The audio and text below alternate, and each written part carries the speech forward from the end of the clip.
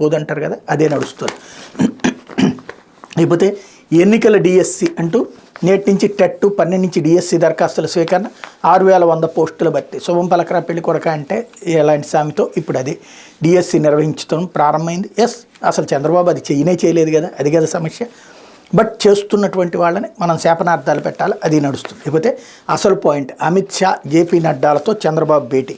Telugu Desam party అధినేత చంద్రబాబు, కేంద్ర మంత్రి అమిత్ షా, బీజేపీ జాతీయ అధ్యక్షుడు జేపీ నడ్డాలతో బుధవారం రాత్రి భేటీ అయ్యారు. రాత్రి 11:25 గంటల సమయంలో అమిత్ షా నివాసానికి చంద్రబాబు వెళ్లారు. అక్కడే ముగ్గురు సమావేశమయ్యారు. ఎన్డీఏ భాగస్వామిగా ఉన్న జనసేన ఇప్పటికే తెలుగుదేశం పార్టీతో పొత్తు ప్రకటించి ఎన్నికల రంగంలో దిగుతున్న నేపథ్యంలో తెలుగుదేశం పార్టీని ఎన్డీఏ కూటమిలోకి ఆహ్వానించడానికి బీజేపీ పెద్దలు చంద్రబాబుతో సమావేశమైనట్టు భావిస్తున్నారు.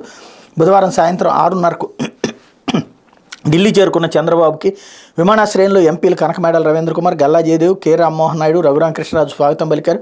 తర్వాత ఆయన హోటల్కి వెళ్లి కొంతసేపు విశ్రాంతి తీసుకుని రాత్రి గల్లా ఇంటికి చేరుకున్నారు. అక్కడే పార్టీ ఎంపీలు ఇతరులతో ఇష్టాగోష్ఠిగా భేటీ అయ్యారు. బీజేపీ అధ్యక్షుడు జేపీ నడ్డా, హోంమంత్రి అమిత్ షాలతో రాత్రి 7:30 గంటలకు సమావేశం అవుతారన్న ప్రచారం జరిగింది.